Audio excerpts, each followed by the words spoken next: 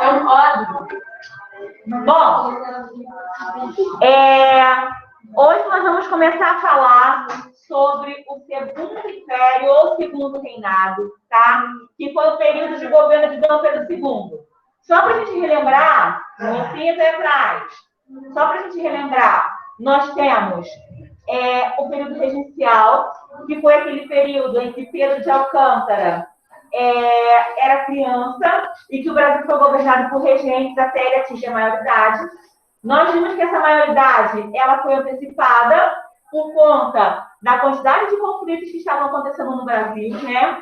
Então, eles deram o chamado golpe da maioridade, reduziram a maioridade de 18 para 14, empossaram Pedro de Alcântara imperador e retornaram a maioridade para 18 depois que ele já era imperador. Então, quando Pedro de Alcântara ele toma posse como imperador do Brasil, ele passa a receber o título de Dom Pedro II.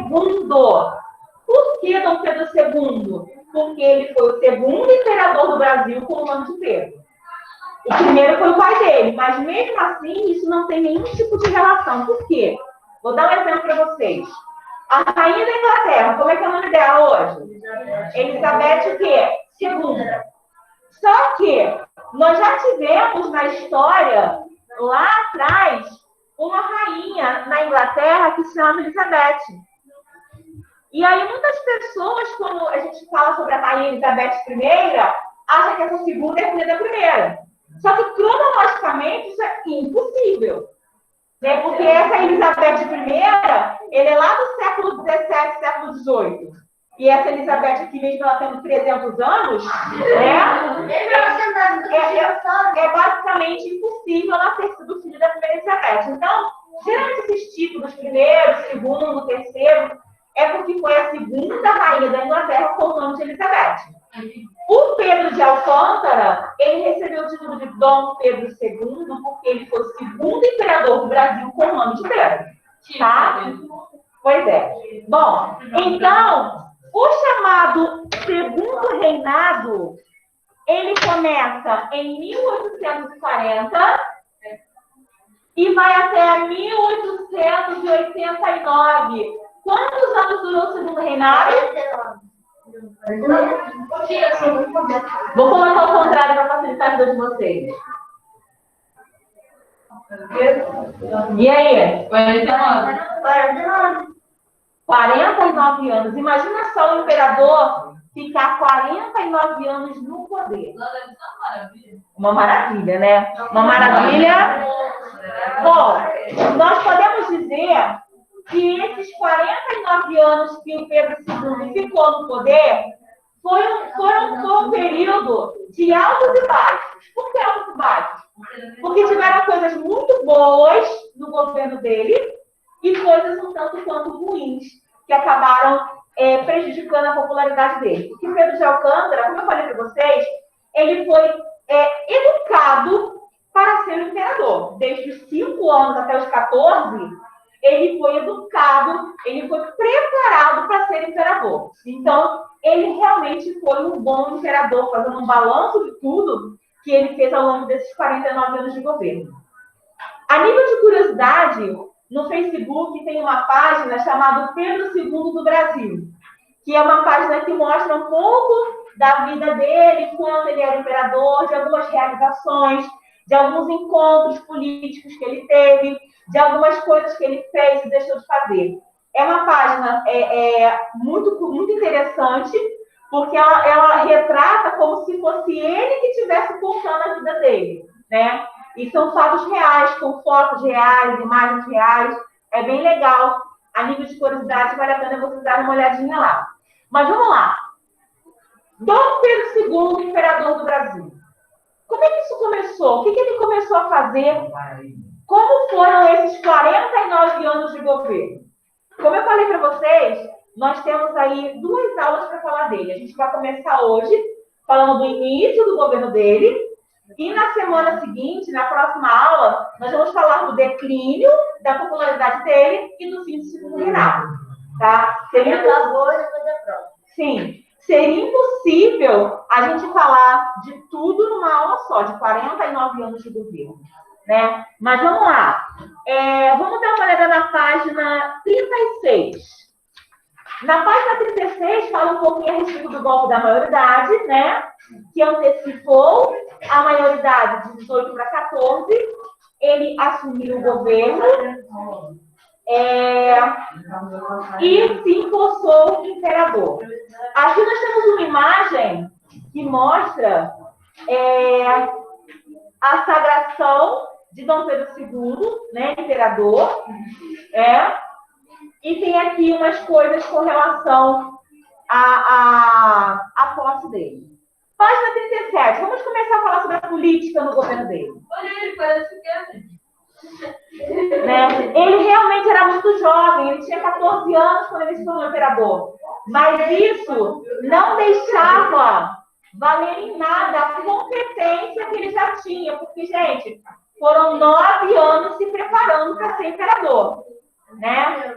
Muito tempo. Então, olha só. Os interesses políticos da elite, preste atenção, da elite social brasileira fizeram com que Pedro de Alcântara pudesse ter sua maioridade estabelecida com isso e adquirisse o direito de assumir o trono. Com a antecipação da maioridade, as elites esperavam conter as rebeliões e o clima de estabilidade que predominava no Brasil. A política do segundo reinado foi marcada por 2 partidos políticos, os liberais e os conservadores. Vamos dar uma olhada, na verdade, Gustavo, lá no período regencial, nós tínhamos os liberais exaltados, os liberais moderados e os restauradores. Sim, aqui no segundo reinado, nós temos os conservadores e os liberais. E na página 38, nós temos aí as principais características desses 2 grupos políticos. Vamos dar uma olhada. Ó, os conservadores, eles tinham origem lá no Partido Regressista. Só para relembrar, gente, o Partido Regressista, ele queria a volta de Dom Pedro I, né? E queria restaurar as configurações do Primeiro Império. Então, o Partido Conservador, ele tinha traços do Partido Regressista, ele era composto por latifundiários do Norte e do Nordeste, comerciantes e funcionários do governo. Lá na página 38, gente, tem um quadrinho lá em cima. Bom, e qual era a posição política dos conservadores? Eles acreditavam na centralização do poder político. O que isso significa? Ele acreditava que o poder tinha que ser centralizado nas mãos do imperador. Tudo ele tinha que organizar, mandar, tomar conta de tudo. Quando eu falo de poder centralizado, eu falo de poder centralizado e concentrado nas mãos de um grupo, né, que era o imperador e os seus ajudantes ali próximos. Já o Partido Liberal era de origem do Partido Progressista, era formado por latifundiários do Centro-Sul e do Sudeste e da classe média urbana. E qual era o objetivo deles? Descentralização do poder político. O que isso significa? Lembra aquele grupo lá no período regencial que queria a autonomia dos estados, das províncias? Que eles queriam que cada província, cada estado tivesse autonomia para criar as leis, para recolher impostos, para poder julgar e punir as pessoas? Por um tempo foi. Então, o Partido Liberal, olha o nome, liberal, ele queria exatamente isso. Ele não queria o poder centralizado. Ele queria que cada uma das províncias, que a gente hoje chama de estado, tivesse a sua autonomia. Que não fossem amarrados a um governo central. É claro que eles deveriam se submeter às ordens do governo central, mas cada um teria autonomia de organizar e de resolver os problemas internos. Tá? Então, enquanto um partido queria o governo centralizado, o Partido Liberal queria essa descentralização, ou seja, queria que queria que o governo apenas fosse um condutor e as províncias tivessem mais autonomia. Tudo bem? Bom, então, sublinharam aí os dois partidos, né? Colocaram ali uma chavinha, falaram que é importante, e a gente vai precisar disso mais para frente. Bom, o golpe da maioridade foi promovido por membros do Partido Liberal, né? A primeira fase, a primeira tarefa de Dom Pedro II em seu reinado foi estabelecer o equilíbrio entre liberais e conservadores. Então, ele tinha que tentar achar um ponto de equilíbrio para que ele recebesse o apoio tanto dos liberais como dos conservadores. Então, ele teria que criar medidas que agradassem a uns e a outros, tá? Depois de assumir o cargo, o imperador convocou eleições para compor a Câmara dos Deputados. Liberais e conservadores não se limitaram ao confronto nas urnas. O processo eleitoral foi marcado por uma grande violência e inúmeras fraudes, o que lhes rendeu o título de eleições do cacete. Por quê? Gente, quando eles começam a se candidatar, liberais queriam eleger liberais e conservadores queriam eleger conservadores. E o tiro, porrada e bomba começou a acontecer. Por quê? Porque eles não queriam que o outro grupo elegesse candidatos. Então, o conflito praticamente ficou generalizado, tá? O resultado garantiu a vitória dos liberais. Então, nós tivemos aí vários deputados do Partido Liberal. A polêmica envolvendo na eleição fraudulenta levou Dom Pedro II a utilizar o poder moderador para anular o resultado e nomear um novo ministério composto exclusivamente de conservadores. Olha só, gente. Lembra que eu falei para vocês que o poder era dividido em executivo, judiciário e legislativo. Só que em cima deles tinha o quê? O poder moderador. É o que ele mandava em tudo, né? Exatamente. Então, como os conservadores e os liberais brigaram e acabou vencendo os liberais e houve muitas fraudes no processo eleitoral, o imperador teve que usar o poder moderador e cancelar as eleições. Quando ele cancelou as eleições, o que ele fez? Ele formou um ministério formado só de conservadores. Vocês acham que os liberais vão ficar simplesmente sentados de braço cruzado, olhando ali, nomeando só de conservador? Ia ficar satisfeito com isso? Claro que não. Tivemos problemas, né? Bom, o novo ministério tomou medidas voltadas à centralização do poder político na figura do imperador, restaurando definitivamente o Conselho de Estado e aprovando a reforma do Código do Processo Criminal. Como resposta ao poder concedido por Dom Pedro II ao Partido Conservador, o que os liberais fizeram? Liderados pelo Feijó, aquele que foi regente lá, e Teófilo Otoni, eles promoveram uma série de revoltas nas províncias de São Paulo e Minas. Pois é. Entre suas reivindicações estavam a dissolução do Ministério Conservador e a deposição dos presidentes da província nomeados por Pedro II. É claro que, pouco tempo depois, as tropas do imperador conseguiram sufocar o movimento e todo mundo ficou na deles. Então, gente, vamos prestar atenção nisso. O imperador, ele era claramente simpatizante ao Partido Conservador. Por quê? Porque o Partido Conservador, ele queria o poder centralizado nas mãos dele. Era só lucro. E aí, quando os liberais tomaram posse, eles falaram que as eleições foram fraudadas. Ele anulou as eleições e elegeu conservadores. Os liberais insatisfeitos começaram uma revolução. Ele, como tinha poder e tinha um exército do lado dele, sufocou o movimento e acabou com as revoltas. Nessa época, a Guarda Nacional não tinha acabado. Na verdade, Gustavo, a Guarda Nacional ainda existia, porém ela era do lado do governo. Entendeu? Então não tinha muito o que fazer. Bom, Mas como todo imperador, não gosta de perder. exatamente.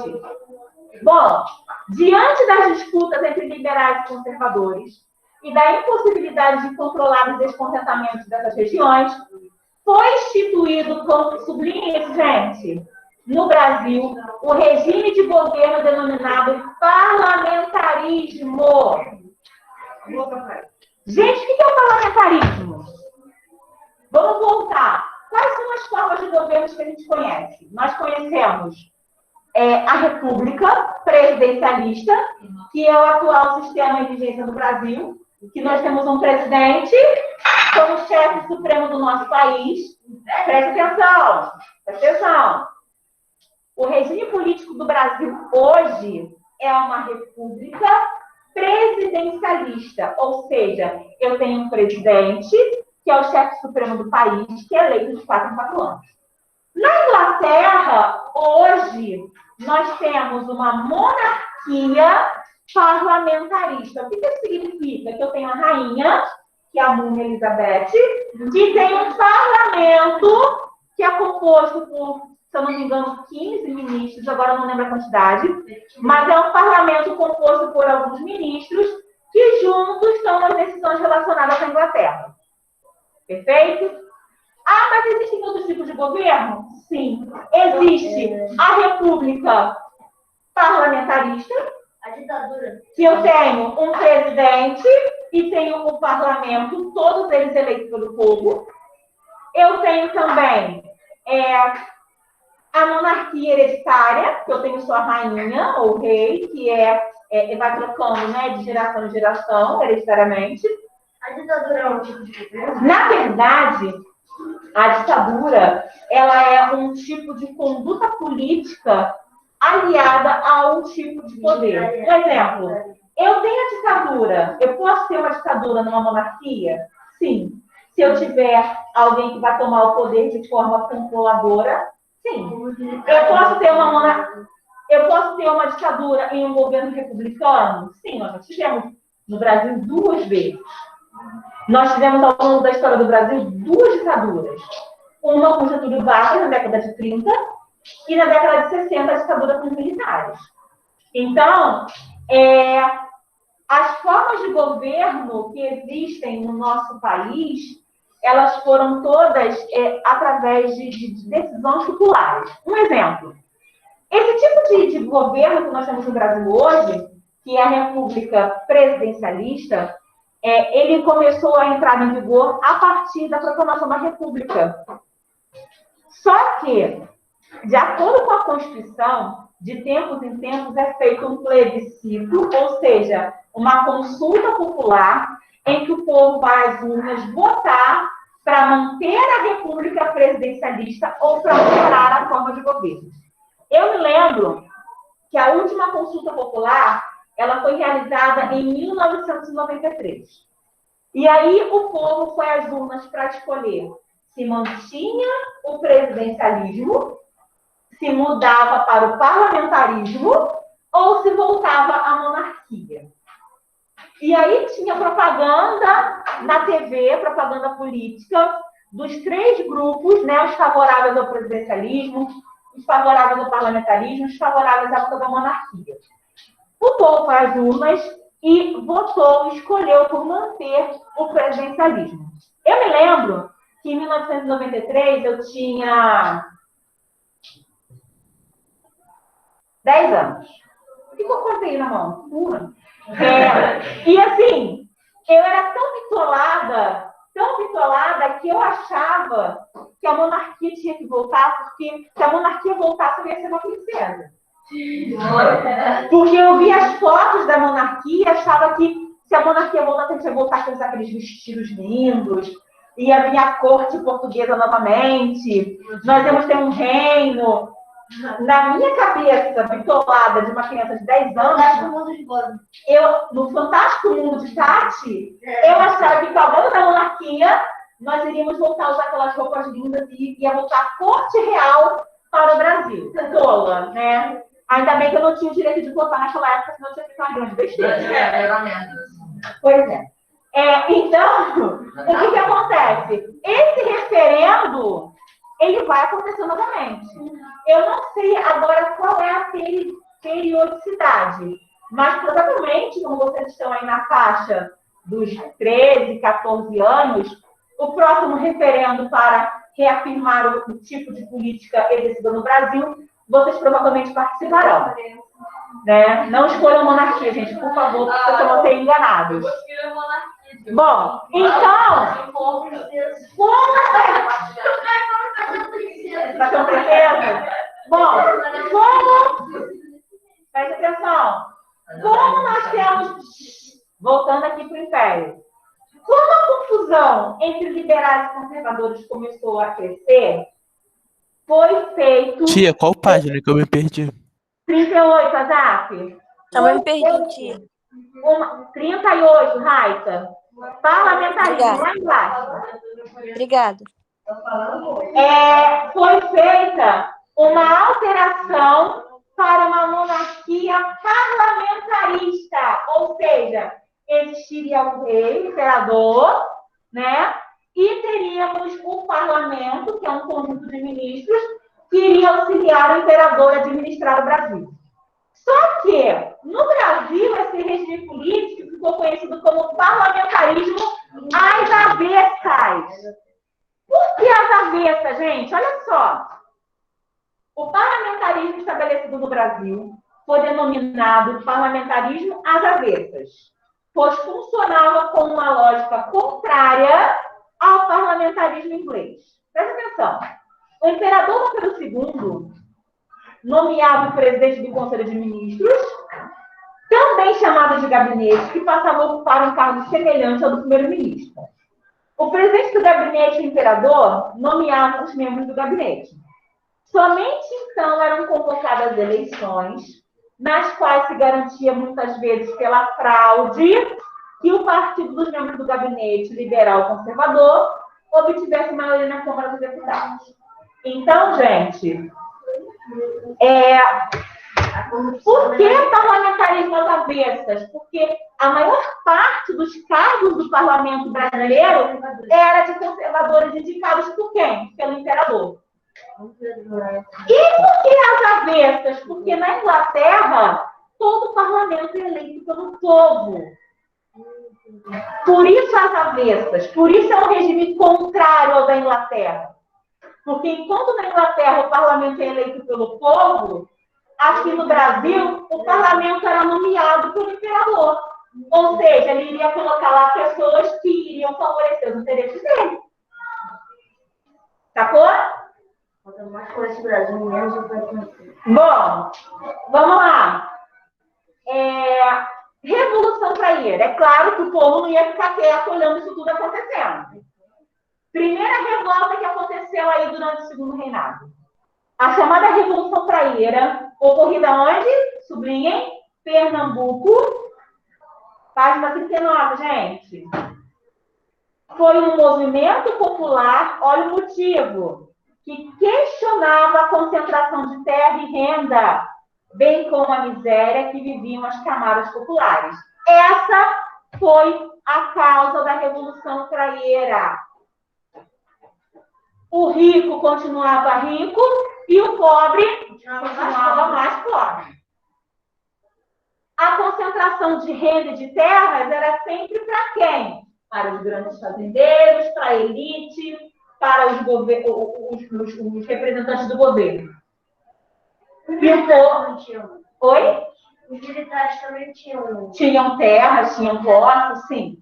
Militares de alta patente, né? Os soldados eram uma galera, né? Bom, quando a cana-de-açúcar deixou de ser a principal fonte de lucros, o governo federal perdeu o interesse pela região e, consequentemente, os problemas foram ampliados. Dessa forma, Pernambuco era pauta de constantes manifestações sociais. Muitas dessas manifestações eram contra os comerciantes portugueses que tinham vantagem na região. A Revolução Praieira deve seu nome ao jornal Diário Novo, localizado na Rua da Praia. Ele era o principal veículo de propaganda do Partido Liberal na província. Então, isso significa que a Revolução Praieira ela foi organizada por líderes do Partido Liberal. Claro. Né? Com o objetivo de conter as manifestações, o governo imperial substituiu os liberais que estavam no governo da província pelos conservadores. Olha só que besteira. Quando eles viram que o movimento estava criando força, eles pegaram os liberais que estavam à frente do governo de Pernambuco e trocaram por conservadores.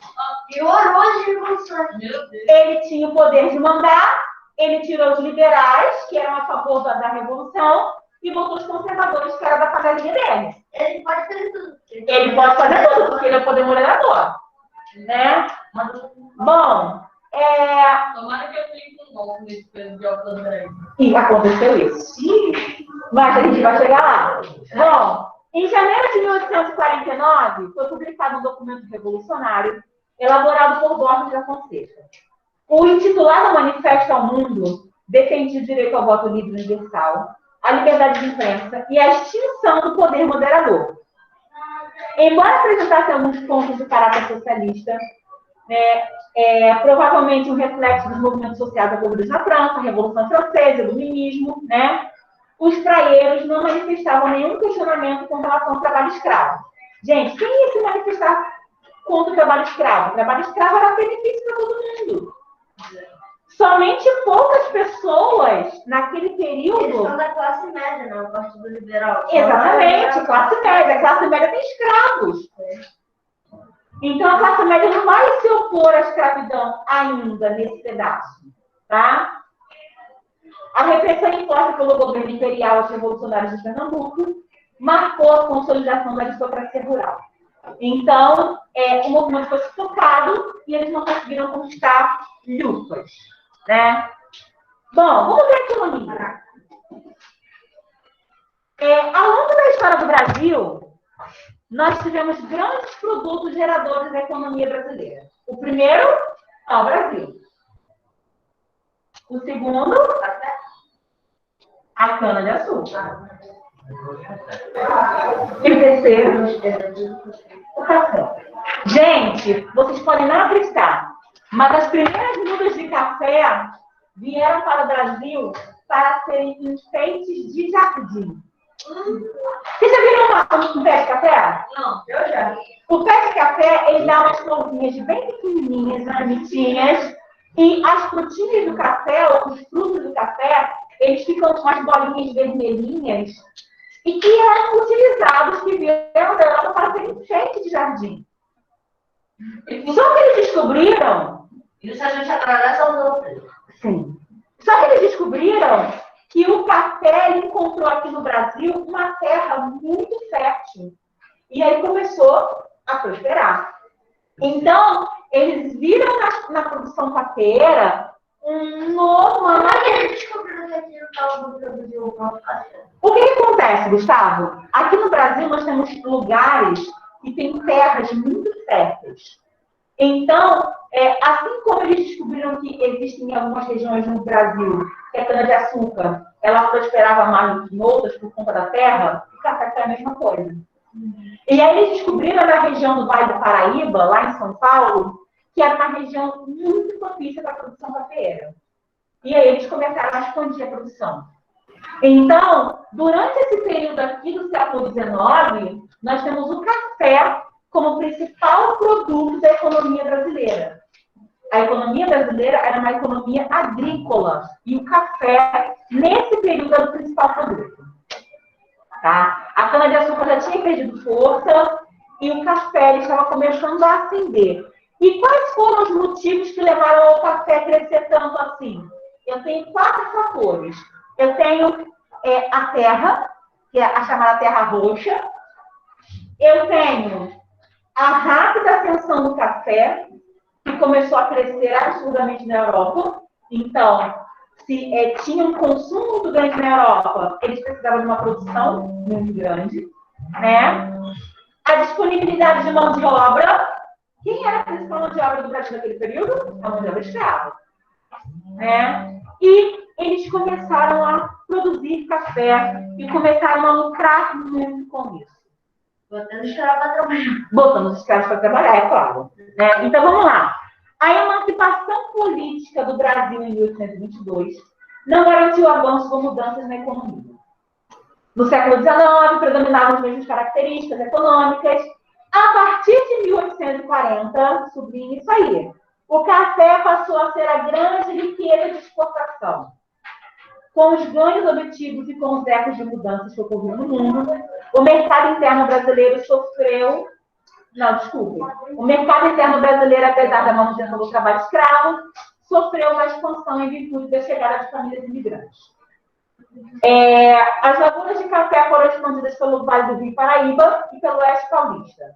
A terra de cor avermelhada propiciou o desenvolvimento das fazendas e os portos do Rio de Janeiro. Bom, então, como eu falei para vocês, o café ele foi expandindo muito no Brasil.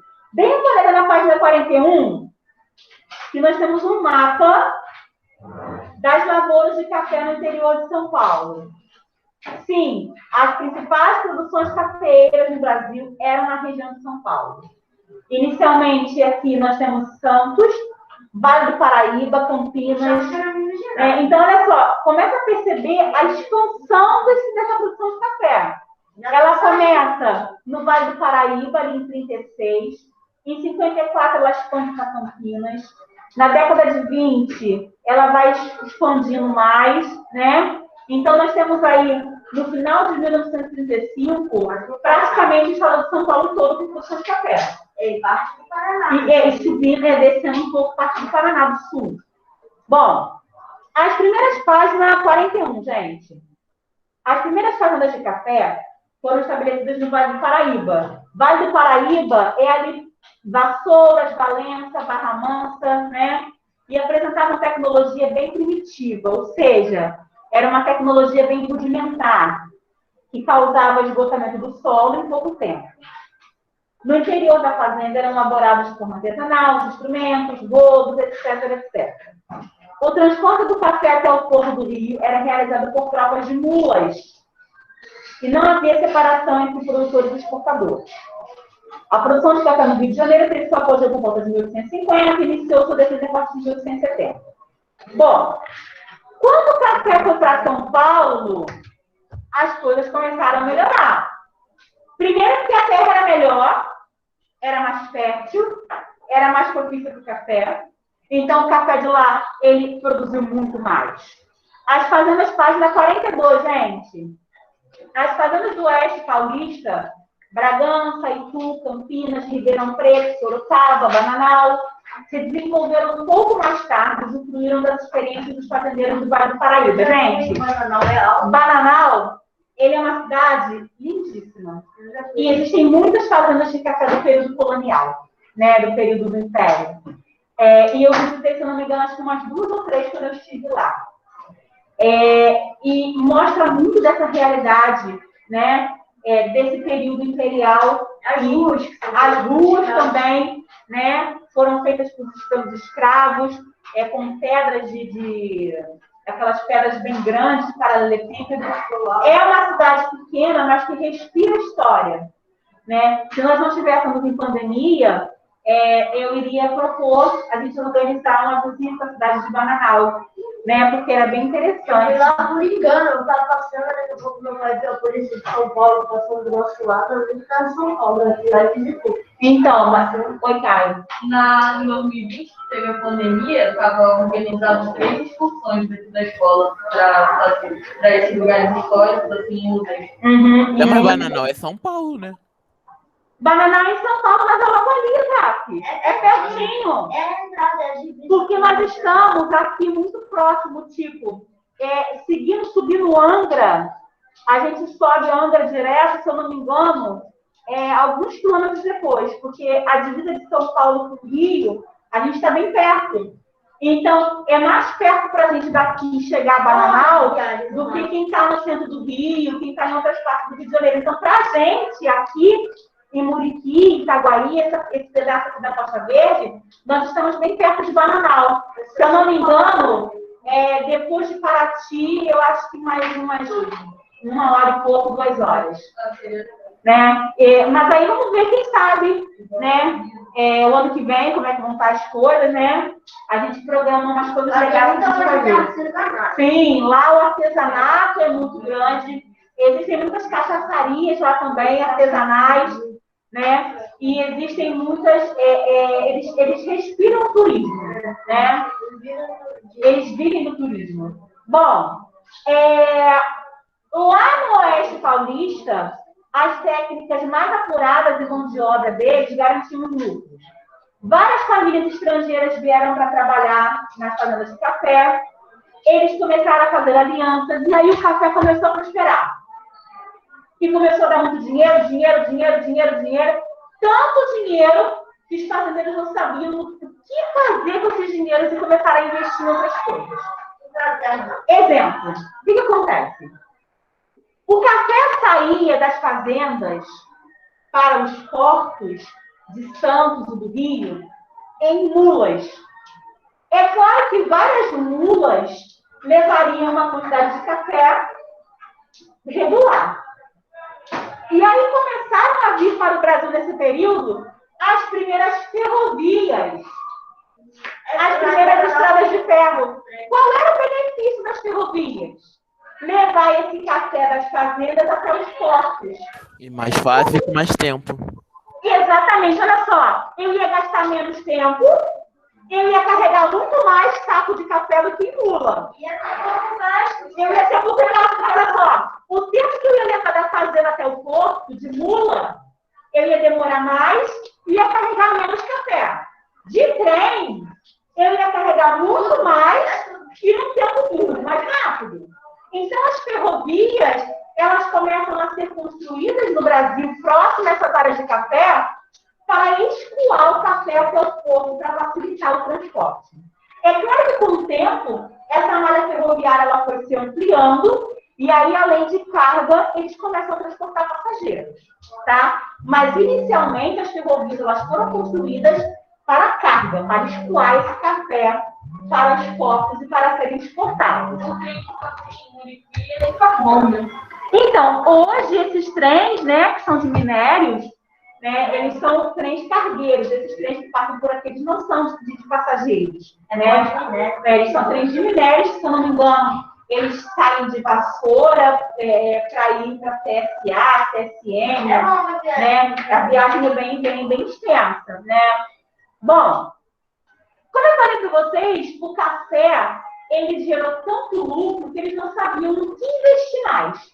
Então, eles começaram a investir nos centros urbanos. Começaram a surgir os primeiros bancos, tipo, só tinha banco no Brasil. E aí, esses fazendeiros muito endinheirados, que não tinham mais o que investir, começam a criar bancos para poder emprestar dinheiro, para poder guardar dinheiro. Eles começam a embelezar os centros urbanos, eles começam a investir na industrialização. As primeiras indústrias começam a chegar no Brasil proveniente, ainda não, dos lucros obtidos do café. Que tipo de indústrias são essas, Gustavo? Olha só, na página 42.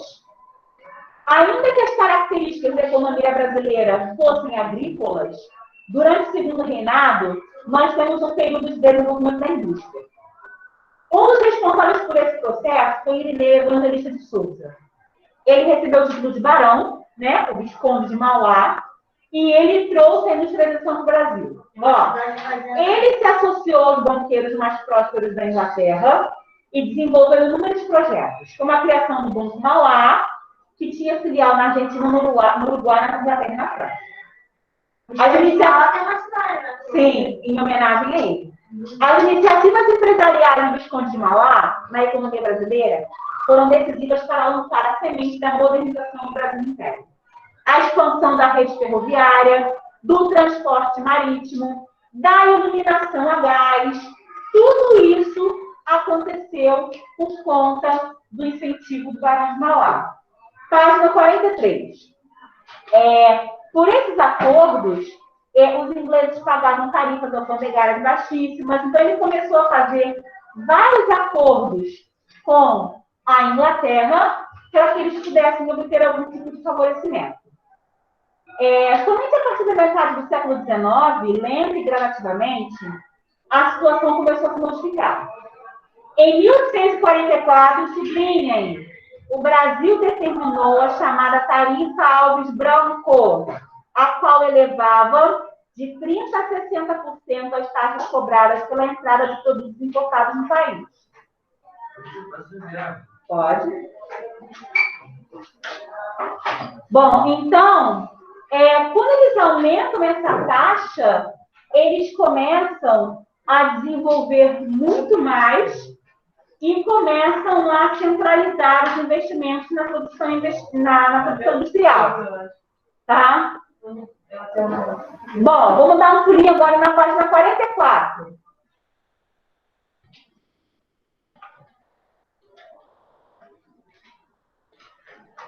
Vamos lá? Cultura e sociedade.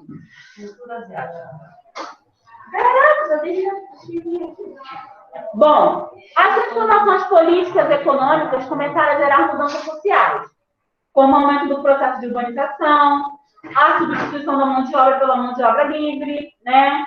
A Inglaterra, que havia produzido a Revolução Industrial, começou a estabelecer algumas leis. Gente, presta atenção. Brasil, principal mão de obra escrava. Inglaterra já havia abolido a escravidão há muito tempo. Ela era o top da industrialização. E aí o que acontece? O que a Inglaterra começa a fazer? Começa a pressionar o Brasil para acabar com a escravidão. Por quê? Porque a Inglaterra é boazinha? Não. O que a Inglaterra queria com a pressão de acabar com a escravidão no Brasil? Presta atenção, Gustavo. Os escravos, eles recebiam salários? Não. Os escravos, eles consumiam produtos ingleses? Não. Então, pressionando o Brasil para o fim da escravidão, os brasileiros, eles seriam obrigados a contratar mão de obra e pagar por ela. Então, esses trabalhadores assalariados que o Brasil passaria a ter, eles iriam poder comprar produtos da Inglaterra? Sim. Então, a Inglaterra pressionar o fim do tráfico de escravos no Brasil não foi um benefício humanitário, foi um interesse comercial. Porque se o Brasil tivesse funcionários assalariados, esses funcionários assalariados poderiam comprar produtos brasileiros, ou produtos ingleses. E aí a primeira tentativa aconteceu em 1850, com a Lei Eusébio de Queiroz, que proibia o tráfico de escravos no Brasil. Lei Eusébio de Queiroz. Sublinha aí no livro, gente. Terceiro parágrafo da página 44. Achou? Achei. A lei britânica teve impacto na economia do Brasil, pois diversos navios brasileiros foram apreendidos e escravizados em terras. As próprias autoridades brasileiras reiteraram a lei inglesa, criando a Lei Eusébio de Queiroz, que proibia a entrada de novos escravos no Brasil. Ok? Acharam aí? O fato gerou mudanças na dinâmica da população, aumentou o tráfico interno, deslocou os escravizados de outras áreas, né? Então, nós tivemos aí o incentivo à vinda de imigrantes para o Brasil. Porque com a redução do tráfico de escravos, eu precisava de trabalhadores assalariados.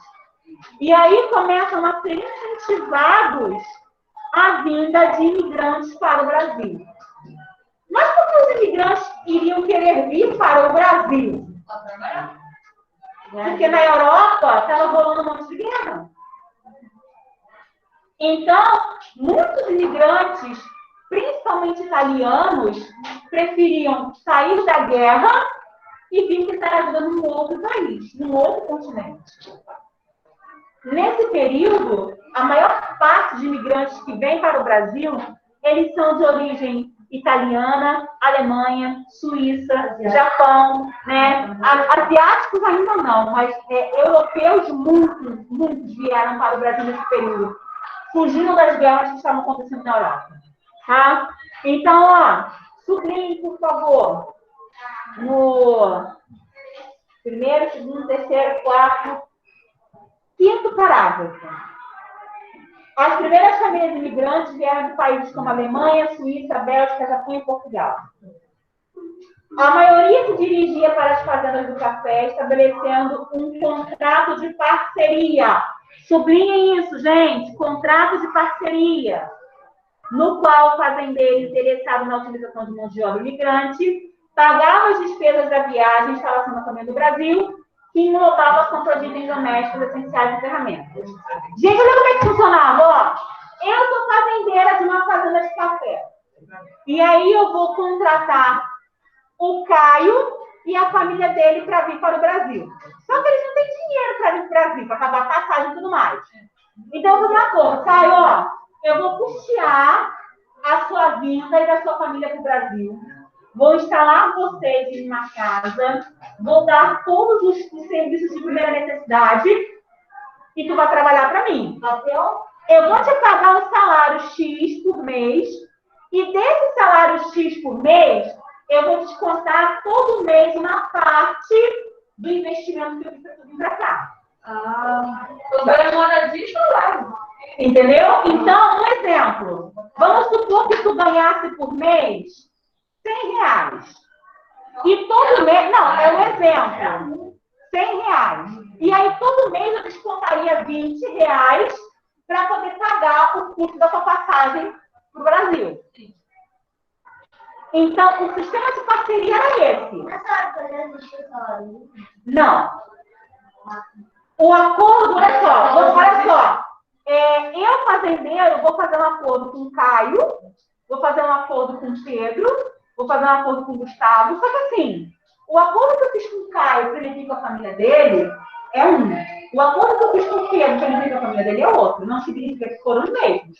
Então, às vezes, o valor que eu acordei de pagar o Caio por mês não é o mesmo que eu acordei com o Pedro. E nem o valor que eu vou descontar por mês dos custos que eu tive com a passagem. Então, o acordo que eu fazia com um não era o mesmo do outro. Por isso que eu te digo que não tinha um salário mínimo e nem um salário fixo estabelecido.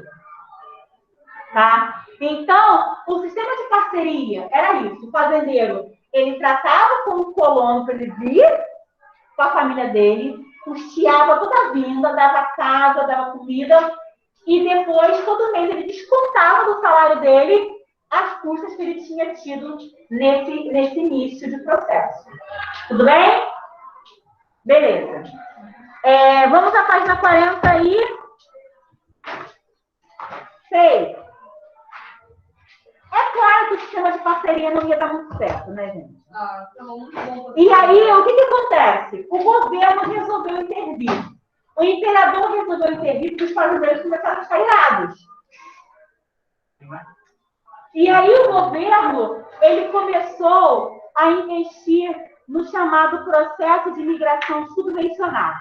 Como é que isso funcionava? Lembra do sistema de parceria? Quem que puxava a passagem? Era o fazendeiro.